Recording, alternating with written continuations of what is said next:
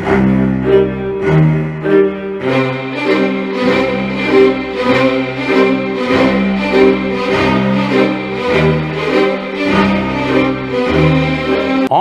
13, 2022 Germany நாட்டில் இருக்கிற பவேரியா அப்படிங்கிற பகுதியில் வாழ்ந்து வந்தாங்க 24 வயதான ஷாரபான் அப்படிங்கிற ஒரு பெண்மணி.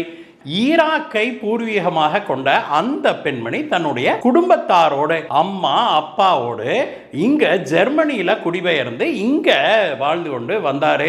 அன்றைக்கு காலையில சுமார் ஒரு 9 மணி 10 மணி இருக்கும். தன்னுடைய அம்மா கிட்ட, அம்மா என்னுடைய ஹஸ்பண்ட பார்க்க போறேன் அப்படின்னு சொல்லிட்டு இங்க பக்கத்துல இருக்கிற இங்கல்ஸ்டாட் ஊருக்கு நான் போய் பார்த்துட்டு வர்றேன் அப்படின்னு சொல்றா ஷாரபான். அவங்க அம்மா உடனே டென்ஷன் ஆகுறாங்க. ஏமா, நீ தான் உன் ஹஸ்பண்டை விட்டு பிரிஞ்சு 2-3 வருஷம் ஆச்சு, இப்போ எதுக்கு நீ போய் அவனை பார்க்க போற அப்படின்னு கேட்டப்பதான் ஷாரபான் என்ன சொல்றா, இல்லம்மா நாங்கள் பேசி டைவர்ஸ் வாங்கிக்கலாம் அப்படின்னு சொல்லி முடிவு பண்ணியிருக்கிறோம், அதனால நான் போய் அவன்கிட்ட பேசிட்டு வந்துடுறேன் அப்படின்னு சொல்றா. ஷாரபானுக்கு ஈராக்ல இருக்கும்போதே ஒருத்தரோடு கல்யாணம் ஆயிருது. அப்பொழுது ஷாரபானுக்கு வயது வெறும் 14 தான். அங்கேயே 14 வயதுல கல்யாணம் ஆன பிறகு அவளுடைய குடும்பம் ஜெர்மனிக்கு குடிபெயர்றாங்க. அவளுடைய கணவனோடு சேர்ந்து இங்க வந்த பிறகு ஒரு சில வருடங்களே கணவனுக்கும் இவளுக்கும் கொஞ்சம் மனஸ்தாபமாகுது. அதனால கணவன் தனியா பிரிஞ்சு போய் அவன் வேற ஒரு நகரத்துல வாழ்ந்துகிட்டு இருக்கிறான். இவ தன்னுடைய அம்மா அப்பாவோடு இங்க வாழ்ந்து கொண்டிருக்கிறா. ஷாரபான் இதை சொன்ன உடனே அவங்க அம்மா, சரிம்மா எதா இருந்தாலும் பார்த்து பொறுமையா பேசு, இந்த பிரச்சனைக்கு ஒரு முடிவோட வா அப்படின்னு சொல்லி அவங்க அம்மா அனுப்பி விடுறாங்க. தன்னுடைய பென்ஸ் காரை எடுத்துக்கிட்டு அவ அங்க இருந்து இங்கல்ஸ்டாட் நோக்கி புறப்படுறா. இங்கல்ஸ்டாட் அப்படிங்கிறது இவங்க வாழ்ந்த ஊர்ல இருந்து கிட்டத்தட்ட 100 மைலுக்கு அப்பால் இருந்தது. அதனால அங்க போயிட்டு எப்படியும் அன்னைக்கு மாலைக்கே திரும்பி வர முடியாது அப்படிங்கிறது அவங்க அம்மா அப்பாவுக்கு தெரியும். மறுநாள் காலையில சுமார் ஒரு 10 மணி இருக்கும். அவங்க தங்களுடைய மக போன் கூட பண்ணலையே அப்படின்னு சொல்லிட்டு அவளுக்கு போன் பண்ணி பார்க்கறாங்க. அவங்க மகளுடைய போன் ஸ்விட்ச்ட் ஆஃப் அப்படின்னு சொல்லி வருது. தங்களுடைய மகளுடைய போன் ஸ்விட்ச்ட் ஆஃப் அப்படின்னாலுமே கூட அவங்க அம்மா ஒன்றும் பெருசா டென்ஷன் ஆகல. ஏன்னா இந்த ஷாரபான் ஒரு இன்ஸ்டாகிராம் செலிபிரிட்டி. இந்த பியூட்டி டிப்ஸ் எல்லாம் கொடுப்பாங்க இல்லையா, அந்த மாதிரி ஒரு நீஷ்ல இவ கொஞ்சம் பாப்புலரா தான் இருந்தா.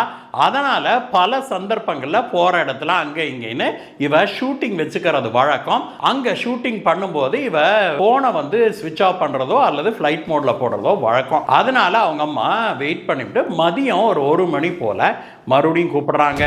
ஆனால் அப்பொழுதும் போன் ஸ்விட்ச் ஆஃப்னே வருது. அதற்கு பிறகுதான் தன்னுடைய கணவர்கிட்ட சொல்றாங்க, என்னங்க ஷாரபான் நேத்து போனா இதுவரைக்கும் ஒரு செய்தியும் இல்ல, அவகிட்ட இருந்து போனும் ஸ்விட்ச் ஆஃப்னே வருதுன்னு சொல்றாங்க. அதை கேட்டு அவங்க அப்பா, சரி இரு நான் போன் பண்ணி பார்க்கறேன்னு சொல்லிட்டு அவர் போன் பண்றாரு. போன் ஸ்விட்ச் ஆஃப்னே தான் வருது. மாலை சுமார் 4-5 மணி ஆகும்போது குடும்பமே டென்ஷன் ஆகுறாங்க. பக்கத்துல இருக்கிற போலீஸ் ஸ்டேஷனுக்கு போய் இந்த மாதிரி எங்க பொண்ணு நேத்து போனவ அவளுடைய போனும் ஸ்விட்ச் ஆஃப்னு இருக்குது, அவ என்னான்னு தெரியல அப்படின்னு சொன்னபோது அங்கெல்லாம் ஒரு ஸ்டாண்டர்ட் பிராக்டிஸ் இருக்குதான். அதாவது ஒரு அடல்ட் காணாமல் போனால் 48 மணி நேரத்துக்கு பிறகுதான் அங்க போலீஸ் கம்ப்ளைண்டே எடுத்துக்குவாங்களாம். ஏன்னா அவங்கெல்லாம் அடல்ட்டு, அவங்க விருப்பப்படியே அவங்க போயிருக்கிறதுக்கான வாய்ப்புகள் தான் அதிகம். அப்படிங்கிறதுனால அந்த நாட்டு சட்டம் அப்படித்தான் சொல்லுது. அதனால போலீஸார் சரிங்க 24 மணி நேரம் தானே ஆயிருக்குது, இன்னொரு 24 மணி நேரம் ஆகட்டும், நாளைக்கு வாங்க, அவகிட்ட இருந்து எந்த செய்தியும் இல்லைன்னா நம்ம கம்ப்ளைண்ட் ரெஜிஸ்டர் பண்ணிக்கலாம் அப்படின்னு சொல்லி அனுப்பிடுறாங்க. போலீஸ் இப்படி சொன்னதை கேட்டும் அவங்களுக்கு மனசு ஆடுறதாக இல்ல.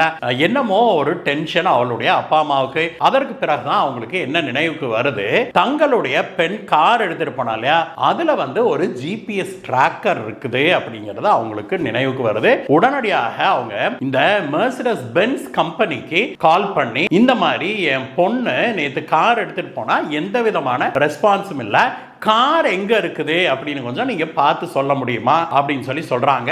அதை கேட்ட அந்த கம்பெனிக்காரங்க ஒரு 1 மணி நேரத்துக்கு பிறகு அழைக்கிறாங்க. இந்த மாதிரி உங்க கார் இங்கல்ஸ்டாட்ல ஒரு குறிப்பிட்ட பகுதியில் இதுங்க அப்படின்னு சொல்றாங்க.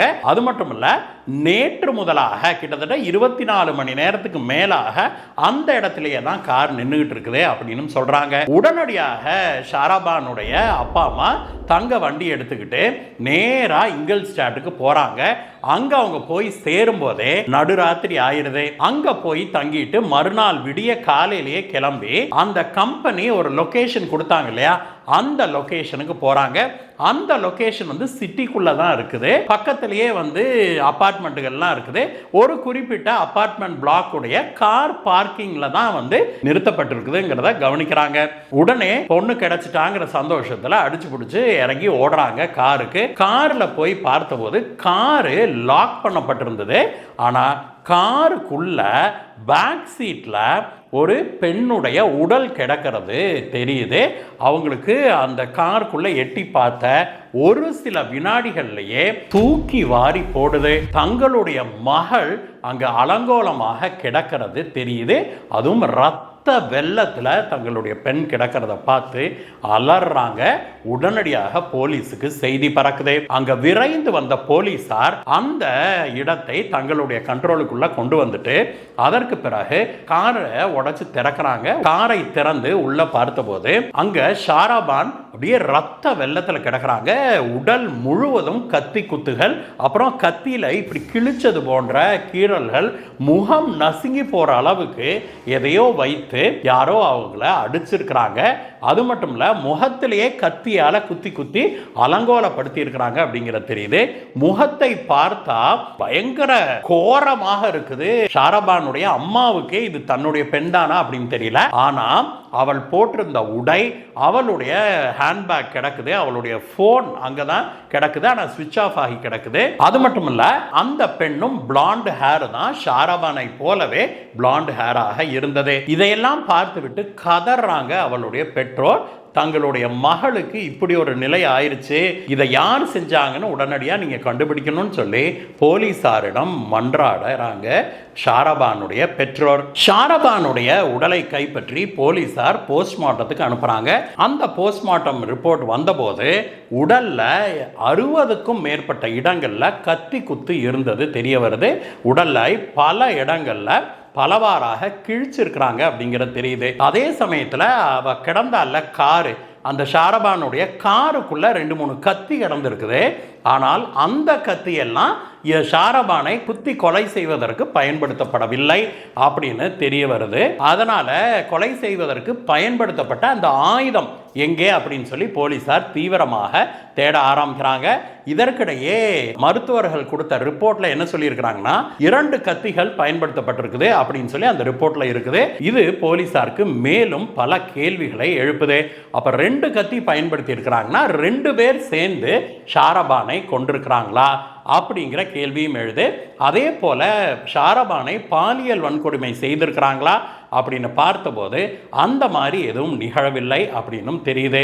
ஆக இது வந்து பாலியல் வன்கொடுமை செய்வதற்காக செய்யப்பட்ட கொலை அல்ல அப்படிங்கிறது தெளிவாகுது. அதே சமயத்தில் ஷாரபானுடைய ஹேண்ட்பேக், மணி பர்ஸ் எல்லாம் அப்படியே இருக்குது. ஷாரபானுடைய ஐடி கார்டு எல்லாம் அங்கேயே இருந்திருக்குது. கார் அங்கேயே தான் இருந்திருக்குது. அதனால் எந்த பொருளுமே காணாமலும் போகவில்லை. அப்போ எதற்காக ஷாரபானை கொன்னாங்க அப்படிங்கிற கேள்வி எழுது. போலீஸ் இன்வெஸ்டிகேஷன் இப்படி நடந்து கொண்டிருக்கும் போது ஷாரபானுடைய தந்தையாருக்கு ஒரு போன் ஒன்று வருது. அந்த போன்ல அவங்களுடைய தூரத்து சொந்தம், அதாவது வேறொரு சிட்டியில கிட்டத்தட்ட 200 மைலுக்கு அப்பால் இருக்கிற ஒரு நகரத்தில் வாழ்ந்துகிட்டு இருக்கிறாரு. அங்க இருந்து அவர் போன் பண்றாரு. போன் பண்ணவர், என்னங்க ஷாரபானுங்க எங்க ஊர்ல சுத்திட்டு இருக்கிறா அப்படின்னு சொல்லி அவர் கேட்கிறாரு. என்ன சொல்றீங்க அப்படின்னு இவர் கேட்டபோது, இப்பதான் கொஞ்ச நேரத்துக்கு முன்னாடி பார்த்தேன், நான் சிக்னல் நின்றுகிட்டு இருந்தேன், ஆப்போசிட்ல ஷாரபானு கார்ல போறதை நான் பார்த்தேன் அப்படின்னு சொல்லி அவர் சொல்றாரு. இவங்களுக்கு ஒண்ணுமே புரியல. ஷாரபானை யாரோ கொலை பண்ணி அவ தான் மார்ச்சுவரியில கிடக்கிறாளே, அப்போ அது யாரு அப்படிங்கிற கேள்வி எழுது. வேற யாரையோ பார்த்துருப்பீங்க நீங்க, இந்த மாதிரி ஷாரபானுக்கு ஆயிடுச்சு அப்படின்னு சொல்லிட்டு அதற்கு பிறகு அவங்க அப்பா, இந்த மாதிரி ஷாரபானுக்கு இந்த மாதிரி ஆயிடுச்சுங்க, நீங்க பார்த்தது வேற யாராவது இருக்கும் அப்படின்னு சொல்லிட்டு போனை கட் பண்றாரு. அதற்கு பிறகு சுமார் 2-3 மணி நேரங்களுக்கு பிறகு அதே மாதிரி ஷாரபானுடைய பெற்றோருக்கு இன்னொரு போன் கால் வருது. இந்த முறை பேசினது ஷாரபானுடைய ஒரு கல்லூரி தோழி ஒருத்தி போன் பண்ணியிருக்கிறா. அவ வந்து ஷாரபான் குடும்பத்துக்கு ரொம்ப நெருக்கமாக இருந்திருக்கிறாங்க. அவ போன் பண்ணவ, என்னங்க ஷாரபான் எங்க ஊருக்கு வந்திருக்கிறா, சொல்லவே இல்லை, அவளுக்கு போன் பண்ணா சுவிட்ச் ஆஃப்னே வருது, அவ நம்பர் எதுவும் மாத்திட்டாளா அப்படின்னு சொல்லி ஷாரபானுடைய அம்மா கிட்ட கேட்டிருக்கிறா. இதை கேட்ட ஷாரபானுடைய அம்மாவுக்கு தூக்கி வாரி போடுது. என்னம்மா சொல்ற, ஷாரபானையே தூக்கி வாரி கொடுத்துட்டு நாங்க இங்க இப்படி இடிஞ்சு போய் உட்கார்ந்துருக்கிறோம், நீ ஏமா இந்த சமயத்தில் கூப்பிட்டு விளையாடுற அப்படின்னு சொன்னபோது அந்த பொண்ணு, இல்லைங்க நான் நல்லா பார்த்தேன், ஷாரபான் தான் கார் ஓட்டிக்கிட்டு போகிறத நான் பார்த்தேன் அப்படின்னு சொல்லி சொல்கிறா. நான் துரத்திக்கிட்டு போய் அவளை நிறுத்தி பேசலாங்கிறதுக்குள்ள அவள் எங்கேயோ மறைஞ்சிட்டா, என்னால் பிடிக்க முடியல அப்படின்னு சொல்லி இவ சொல்கிறா. இது வந்து ஷாரபான் குடும்பத்துக்குள்ள மேலும் குழப்பத்தை உண்டாகுது. இந்த விஷயத்தை அவங்க இப்படியே விட்டுறக்கூடாது, என்னன்னே தெரியலையே அப்படின்ட்டு இந்த விஷயத்தை எதுக்கும் இருக்கட்டும் போலீஸ்காரங்கிட்ட சொல்லி வைப்போம் அப்படின்னு சொல்லி போலீஸ்காரங்களுடைய காதுல போடுறாங்க இந்த விஷயத்தை. அதை கேட்ட போலீஸாருக்கும் ஆச்சரியமாகவும் இருக்குது, அதே சமயத்தில் அதிர்ச்சியாகவும் இருக்குது. இங்க இறந்து கிடக்கிறது ஷாரபானா அல்லது அவங்க ரெண்டு பேரும் அதை ஏதோ நகரத்துல பார்த்தேன்னு சொன்னாங்க இல்லையா, 200 மைலுக்கு அப்பால் அந்த நகரத்துல இருந்தது ஷாரபானா அப்படிங்கிற கேள்வி எழுது போலீஸ்காரங்களுக்கு. அப்ப இதை நம்ம தெரிஞ்சுக்கணும்னா ஒரே வழி, ஒன்னு டிஎன்ஏ டெஸ்ட் பண்ணணும், இரண்டாவது ஃபிங்கர் பிரிண்ட் எடுக்கணும். ஈஸியான வேலை ஃபிங்கர் பிரிண்ட். அதனால மருத்துவர்களிடம் இந்த ரெண்டு ரிக்வெஸ்டையுமே வைக்கிறாங்க, நீங்க ஃபிங்கர் பிரிண்ட்டும் செக் பண்ணுங்க, டிஎன்ஏ டெஸ்டும் பண்ணுங்க அப்படின்னு சொல்லி சொல்றாங்க. ஷாரபானுடைய உடல் மார்ச்சுவரி இருந்தது இல்லையா, அதனுடைய ஃபிங்கர் பிரிண்ட் எடுத்து நேஷனல் ஃபிங்கர் பிரிண்ட் டெபாசிட்டரியில அவங்க தேடுறாங்க. இப்ப நம்ம ஆதார் கார்டு எடுக்கும்போது எல்லாருமே கைரேகை வச்சிருக்கிறோம் இல்லையா, அப்ப நம்ம கைரேகை வச்சோம்னா நம்ம யாரு என்ன ஏது எந்த ஊர்னு கிட்டத்தட்ட நம்ம ஜாதகத்தையே சொல்லிடுது இல்லையா. அதே மாதிரி தான் உலகம் முழுவதும் பெரும்பாலான நாடுகள்ல அந்த சிஸ்டம் இருக்குது. மேற்கத்திய நாடுகள்லாம் இது பல தசாப்தங்களுக்கு முன்பே அறிமுகப்படுத்திட்டாங்க. அந்த நேஷனல் ஃபிங்கர் பிரிண்ட் சர்வர்ல ஷாரபானுடைய கைரேகையை போட்டபோது இந்த உடலுடைய கைரேகையும் நேஷனல் டெபாசிட்டரியில் இருந்தது இல்லையா, அந்த ஷாரபானுடைய கைரேகையும் ஒத்து போகவில்லை அப்படிங்கிறது தெரியுது. அதற்கு பிறகுதான் மருத்துவர்கள் என்ன சொல்றாங்க, இது ஷாரபான் இல்லைங்க அப்படின்னு சொல்லி சொல்றாங்க. ஆனா அவளுடைய பெற்றோரால அதை ஏத்துக்கவே முடியல. ஏன்னா அச்சு அசல் அவளாட்டவே தான் இருக்குது. அவ தலைமுடி பாருங்க, அவ உடல் கட்ட பாருங்க, அவ ட்ரெஸ் அதே தான் போட்டிருக்கிறா, ஹேண்ட்பேக் எல்லாம் இருக்கே, அவ தான் இது அப்படின்னு சொல்லி அவங்க சொல்றாங்க. ஆனா ஃபிங்கர் பிரிண்ட் அனாலிசிஸ்ல இது ஷாரபான் இல்ல அப்படின்னு தெரிய வருது. உடனடியாக போலீசார் என்ன சொல்றாங்க, டிஎன்ஏ மேட்சிங் பண்ணுங்க, ஷாரபானுடைய பெற்றோருடைய டிஎன்ஏ எடுத்து இந்த டெட் பாடியுடைய டிஎன்ஏவையும் டெஸ்ட் பண்ணுங்க. அதே சமயத்தில் இன்னொரு ரிக்வெஸ்ட் வைக்கிறாங்க போலீசார். அது என்னன்னா, ஷாரபான்னு நம்ம நினைச்சிட்டு இருக்கோம் இல்லையா, இந்த டெட் பாடியுடைய ஃபிங்கர் பிரிண்ட்டை நேஷனல் ஃபிங்கர் பிரிண்டோட லிஸ்டோட கம்பேர் பண்ணுங்க, ஏதாவது ஒரு மேட்ச் கிடைக்குதா அப்படின்னு சொல்லி பாருங்க அப்படின்னு சொல்லி சொல்றாங்க. ஃபாரன்சிக் லேபுக்கு இதெல்லாம் அனுப்பப்படுது. இந்த டெட் பாடியுடைய ஃபிங்கர் பிரிண்ட்டை நேஷனல் ஃபிங்கர் பிரிண்ட் சர்வர்ல போட்டு அதில் கம்பேரிசனை தொடங்குறாங்க. இந்த பக்கம் டிஎன்ஏ ப்ரொஃபைலை மேட்ச் பண்றதுக்கு நடவடிக்கை எடுக்கிறாங்க. டிஎன்ஏ ரிசல்ட் வந்தபோது இது ஷாரபான் இல்லை அப்படின்னு தெளிவாக வந்துடுது. அதே சமயத்தில் இந்த பக்கம் ஃபிங்கர் பிரிண்ட்டை நேஷனல் டெபாசிட்டரியில் மேட்ச் பண்ணிட்டு இருக்காங்க இல்லையா, அது கொஞ்சம் டைம் எடுக்குது. அதுல இருந்து மறுநாள் தான் ரிசல்ட் வருது. அது என்னன்னா, இந்த கைரேகை வேறொரு பெண்ணோடு இது மேட்ச் ஆகுது அப்படின்னு சொல்லி போலீசாருக்கு தகவல் கொடுக்கறாங்க மருத்துவர்கள். அந்த கைரேகை ஜெர்மனியில குடியேறி இருந்த ஒரு 23 வயது அல்பேனியா நாட்டை பூர்வீகமாக கொண்ட கடிட்ஜா அப்படிங்கிற ஒரு பெண்ணுடைய கைரேகை அப்படிங்கிறது தெரிய வருது. உடனடியாக போலீசார் அந்த கடிட்ஜாவுடைய அட்ரஸ் எடுத்துக்கிட்டு அங்க கான்டாக்ட் பண்றாங்க. அங்க அவங்க கான்டாக்ட் பண்ணும்போது அவங்க அப்பா அம்மா என்ன சொல்றாங்க, கடிட்ஜா வந்து ஒரு இன்ஸ்டாகிராம் பியூட்டி பிளாகருங்க, அவ வந்து ஆகஸ்ட் 13ஆம் தேதி வீட்டில இருந்து கிளம்புனா, இந்த மாதிரி இங்கல்ஸ்டாட் வரைக்கும் போனோம், அங்க வந்து யாரையோ முக்கியமான சில நபர்களை நான் சந்திக்க போறேன், என்னுடைய இன்ஸ்டாகிராமுக்கு அது ரொம்ப பயனுள்ளதாக இருக்கும் அப்படின்னு சொல்லிட்டு போனா, அப்படி போனவ போகும்போதே நான் திரும்பி வர்றதுக்கு ஒரு 4-5 நாள் ஆகும்னு சொல்லிட்டு தான் சார் போனா அப்படின்னு சொல்லி சொல்றாங்க. உடனடியாக போலீசார் கடிட்ஜாவுடைய பெற்றோரை இங்கல்ஸ்டாட் வர சொல்றாங்க. இங்க வந்து அவர்களை இந்த உடலை அடையாளம் காண சொல்றாங்க. அவங்க உடலை பார்த்தா அது எங்க பொண்ணு தான் அப்படின்னு சொல்லி சொல்றாங்க. இப்படி ரெண்டு பெற்றோருமே அது தங்களுடைய பெண் தான் அப்படின்னு சொன்னது பெரும் பரபரப்பை ஏற்படுத்துது. அதற்கு பிறகுதான் கடிஜாவுடைய போட்டோவையும் இந்த ஷாரபான் இருக்கா இல்லையா அவளுடைய போட்டோ ரெண்டையும் பக்கத்தில் வச்சு பார்க்கும்போது தான் போலீசாருக்கு என்ன பிரச்சனைன்னு புரியுது. என்னன்னா இருவருமே கிட்டத்தட்டலாம் இல்ல, அச்சு அசல் ஒருவரை போலவே ஒருவராக இருக்கிறாங்க. ஒரு ஜெராக்ஸ் காப்பி எடுத்தது போல இருக்குது.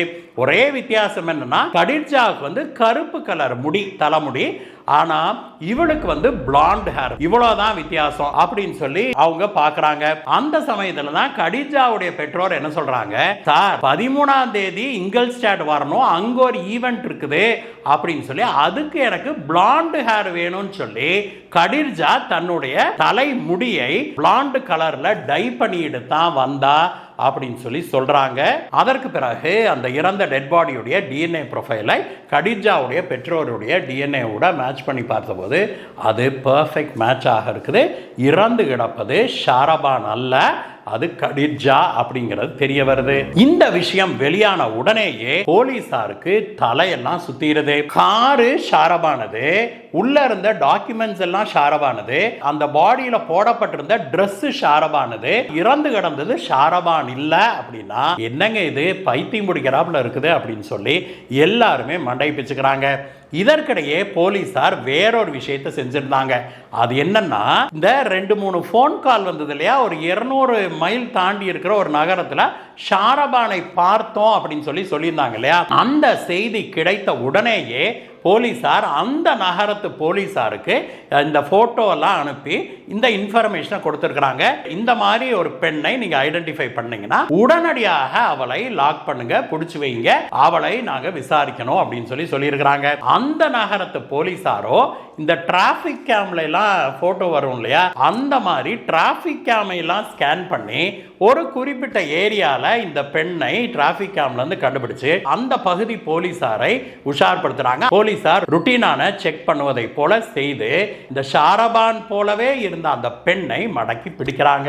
அந்த பெண்ணை பிடிச்ச உடனேயே அவளை நேராக இங்க இங்கல்ஸ்டாட்டுக்கு கூட்டிட்டு வராங்க. இங்கல்ஸ்டாட் கூட்டிட்டு வந்து போலீஸ் ஸ்டேஷன்ல உட்கார வச்சா அதற்கு பிறகுதான் ஷாரபானுடைய பெற்றோரே கதற ஆரம்பிக்கிறாங்க. ஏன்னா அங்க வந்திருந்தது ஷாரபான், தங்க மக சாகல அப்படிங்கிற சந்தோஷத்துல அவளுடைய அம்மாவும் அப்பாவும் குதூகலிக்கிறாங்க.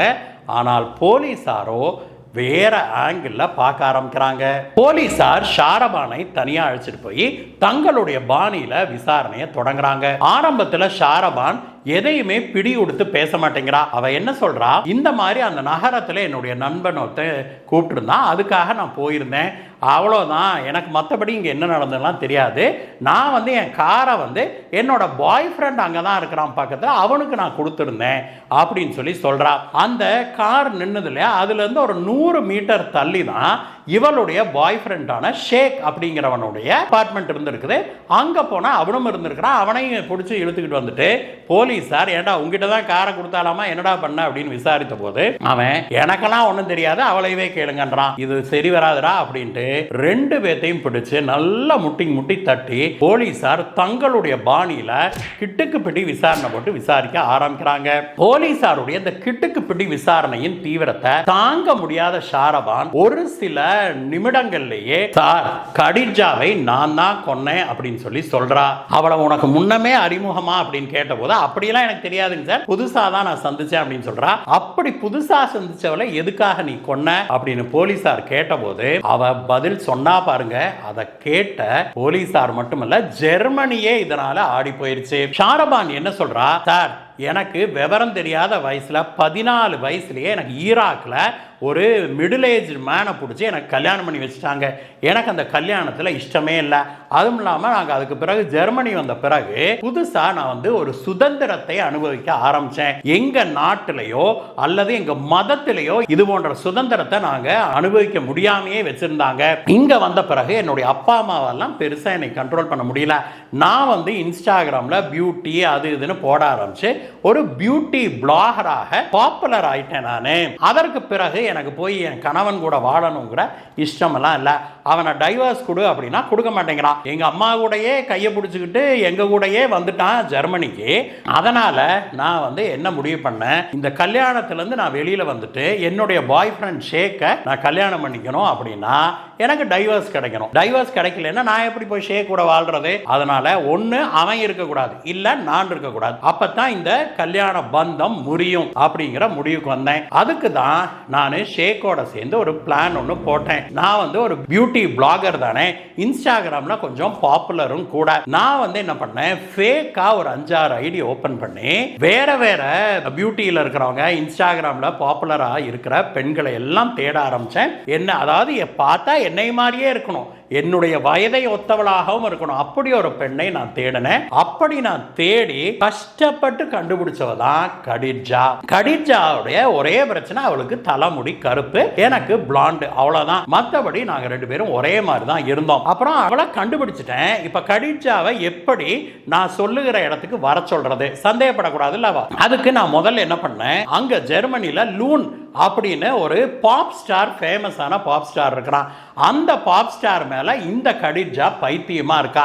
அதனால அந்த பாப் ஸ்டார் பெயர்ல ஒரு ஃபேக் அக்கவுண்ட் ஓபன் பண்ணி அவளுக்கு கடிஜாவுக்கு நான் மெசேஜ் அனுப்ப ஆரம்பிச்சேன். இந்த மாதிரி நீங்க ரொம்ப அழகா இருக்கிறீங்க, உன்னுடைய இன்ஸ்டாகிராம் ரீல்ஸ் எல்லாம் பார்க்குறேன், அவ்வளவு அழகா இருக்கிறீங்க, நீ வந்து என்னுடைய மியூசிக் ஆல்பம்ல நீ நடிக்க விரும்பினீங்கன்னா நீ வா, நான் வந்து உனக்கு வாய்ப்பு கொடுக்குறேன் அப்படின்னு சொல்லி ஒரு மெசேஜ் ஒன்று அனுப்பினேன் சார் அப்படின்னு சொல்றா ஷாரபான். இந்த ஃபேக் மெசேஜை பார்த்தோன்னே கடிஜாவுக்கு தலையும் புரியல காலும் புரியல. ஆனாலும் கடிஜாவுக்கு என்ன ஆச்சரியமா இருக்கு, இவ்வளவு எளிதா ஒண்ணுமே பேசாம ஒன்றும் கேட்காம எனக்கு திறமை இருக்கான்னு கூட தெரியாம இவ்வளோ பெரிய பாப் ஸ்டார் நமக்கு வாய்ப்பு கொடுப்பாரா அப்படின்னு கடிஜா என்ன பண்றா, இந்த பாப் ஸ்டாரோடைய லூனுடைய ரியல் அக்கவுண்ட் இருக்குது இல்லையா, அந்த அக்கவுண்ட்ல போய் மெசேஜ் அனுப்புறா.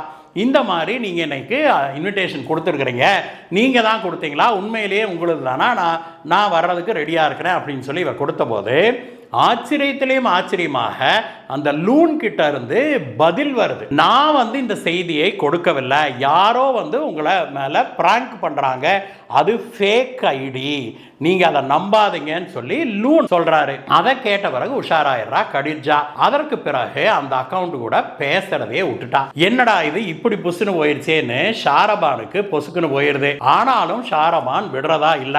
ஒரு 2 மாதங்களுக்கு பிறகு வேற ஒரு அக்கவுண்ட்ல இருந்து இவ வந்து ஒரு பெரிய பியூட்டி கம்பெனி அப்படிங்கிற மாதிரி ஒரு அக்கவுண்ட் ஓபன் பண்ணி அதுல இருந்து மெசேஜ் அனுப்புறா. இந்த மாதிரி நாங்க 5 பேரை செலக்ட் பண்ணி அவங்களுக்கு வந்து ஃப்ரீயா 1000 யூரோஸ் மதிப்புள்ள நாங்கள் வந்து பேக்கேஜ் நாங்கள் கொடுக்குறோம். அதில் வந்து பியூட்டி பண்ணிக்கிறது, அப்புறம் அதுக்கான ப்ராடக்ட்ஸ் இதெல்லாம் நாங்கள் கொடுக்குறோம் அப்படின்னு சொல்லி அவளுக்கு ஒரு மெசேஜை கிரியேட் பண்ணி அவளுக்கு அனுப்புகிறாங்க. அதை பார்த்த கடிஜா உடனடியாக அதுக்கு ஓகே சொல்கிறாங்க. 1000 யூரோ மதிப்புள்ள பியூட்டி பேக்கேஜ்னா சும்மாவா, நான் எங்கே வந்து வாங்கிக்கிறது அப்படின்னு சொல்லி கேட்குறா.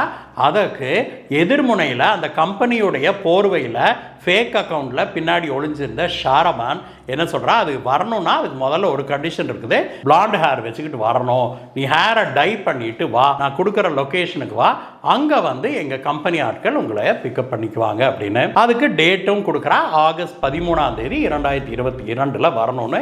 கடிஜா இதையெல்லாம் கேட்டுக்கிட்டு தலையெல்லாம் பிளாண்டா டை பண்ணிக்கிட்டு அங்கே வந்து சேர்றா. வந்தவளை பஸ் ஸ்டாண்டுக்கு போய் இவங்க பிக்கப் பண்ணிக்கிறாங்க. யாரு, ஷாரபானும் அவளுடைய பாய் ஃப்ரெண்டும் ஷேக் அவனும் 2 பேரும் அவளை பிக்கப் பண்ணிட்டு தங்களுடைய ஆபீஸுக்கு கூட்டிட்டு போறோம் அப்படின்னு சொல்லிட்டு காரை எடுக்கிறாங்க. கொஞ்சம் தூரம் போயிட்டு கொஞ்சம் ஆள் அரவம் இல்லாத ஒரு இடத்துக்கு போறாங்க. அங்க நிறுத்தி வெளியில இறங்கி பேசிட்டு இருக்கிறாங்க. அப்படியே அவங்க பேசிட்டு இருந்த போது திடீர்னு அவளுடைய பின்னால இருந்து ஒரு கத்தி வச்சு ஓங்கி குத்துறா ஷாரபான். முதல் குத்து ஷாரபான் குத்துறா. குத்துனதோடு நிறுத்துற சடச்சடச்சன்னு குத்திக்கிட்டே இருக்கிறா. அவ குத்துற வேகத்தை தாங்க முடியாம கீழே தடுமாறி விழறா கடிஜா. அவ மேல உட்கார்ந்துகிட்டு குத்திக்கிட்டு இருக்கிறா ஷாரபான். இது பத்தாதுன்னு இவன் ஷேக்கு தாம்பங்குக்கு தான் ஒரு கத்தி எடுத்துட்டு வந்து பயங்கரமா குத்துனான். ஒரு கட்டத்தில் ரத்த வெள்ளத்தில் மிதக்கிறா கடிஜா, அவ செத்துட்டா அப்படின்னு தெரிஞ்ச பிறகும் கூட இவங்களுக்கு அந்த வேகம் குறையவே இல்லை. முகம் தெரிஞ்சு விடக்கூடாது அப்படிங்கிறதுக்காக முகத்து மேல கல் எடுத்து போட்டு சிதைக்கிறாங்க. அப்புறம் கத்தியாலையும் கிழிச்சு முகமே அடையாளம் தெரியாத அளவுக்கு அவள் முகத்தையே சிதைக்கிறாங்க. அதற்கு பிறகு அவளுடைய உடைகளை களைஞ்சிட்டு இவ ஷாரபான் வீட்டிலேருந்து கிளம்பும்போது போட்டுக்கிட்டு வந்தா இல்லையா ட்ரெஸ்ஸு, அந்த ட்ரெஸ்ஸை மாட்டி விட்டுவிட்டு அவளை தூக்கி கார் பின் சீட்டில் வச்சுட்டு காரை ஓட்டிக்கிட்டு வந்து இவ பாய் ஃப்ரெண்டுடைய அப்பார்ட்மெண்ட்டுக்கு ஒரு 100 மீட்டர் தள்ளி பக்கத்து அப்பார்ட்மெண்ட்டுடைய கார் பார்க்கிங்கில் நிறுத்திட்டு 2 பேரும் போயிடுறாங்க. இத்தனையும் எதுக்காக செய்தா ஷாரபான் அப்படின்னா, அவளுடைய ஈராக்கிய கணவன் இருக்கிறான்ல, அவனும் இப்போ ஜெர்மனியில் செட்டில் ஆகிட்டான். இருந்தாலும் அந்த கணவனை விட்டு பிரியணும் அப்படிங்கிறதுக்காக கணவன் டைவர்ஸ் கொடுக்க மாட்டேங்கிறான். அதனால் அந்த திருமண பந்தத்திலேருந்து தன்னை விடுவிச்சுக்கிறதுக்காக இவ போட்ட திட்டம் தான் தன்னை போலவே ஒருத்தி பிடிச்சி அவளை கொலை பண்ணி அங்கே போட்டுட்டா. தன்னுடைய பெற்றோர்கள் அங்கே வந்து பார்த்துட்டு தன்னுடைய மக தான் செத்துட்டா அப்படின்னு ஒரு முடிவுக்கு வந்துடுவாங்க. அதனால் அந்த கல்யாண பந்தம் முடிஞ்சு போயிடும். தான் வந்து தான் பாய் ஃப்ரெண்டை கூட்டிகிட்டு போய் நிம்மதியாக எங்கேயோ ஒரு பக்கம் வாழலாம் அப்படிங்கிறதுக்காகத்தான் தான் இதை செய்ததாக அவள் சொன்னதை கேட்டபோது அங்கிருந்த போலீஸார் மட்டும் இல்லை, அவளுடைய பெற்றோர் மட்டும் இல்லை, அந்த நாடே ஜெர்மனியே ஆடி போயிருச்சு நண்பர்களே. ஒரு திருமண பந்தத்திலேருந்து வெளியில் வரணும்னா டைவர்ஸ் தான் வந்து ஈஸியான வழி. அதை செய்யறதை விட்டுவிட்டு கணவன் டைவர்ஸே கொடுக்கல அப்படின்னா கூட நீ கம்ப்ளைண்ட் கொடு, ஏதோ 2 பண்ணு, இல்லை விலகி கூட இருந்துக்கோ. ஆனால் அதுக்காக ஒரு இன்னசென்ட்டான, அதாவது உனக்கும் அந்த பெண்ணுக்கும் எந்த தொடர்புமே இல்லை, அப்படிப்பட்ட ஒரு இன்னசென்ட்டான ஒரு 23 வயதான பெண்ணான கடிஜாவை வரவழைச்சு ஏமாற்றி அவளை கூட்டிகிட்டு வந்து அவளை இப்படி கொடூரமாக கொலை பண்ணியிருக்கிறத யாராலையும் ஏற்றுக்கொள்ளவே முடியவில்லை. இந்த வழக்கு ஜெர்மனியில் தொடர்ந்து 50 நாட்கள் விசாரிக்கப்பட்டு ஷாரபானுக்கு சாகும் வரை ஆயுள் தண்டனை கொடுக்கப்பட்டிருக்குது. அவளுடைய கூட்டாளியான ஷேக்குக்கு 10 வருட சிறை தண்டனை கொடுத்திருக்கிறாங்க. இந்த வீடியோவை பற்றிய உங்களுடைய கருத்துக்களை சொல்லுங்க நண்பர்களே. மீண்டும் உங்களை வேற வீடியோ சந்திக்கிறேன். Bye bye.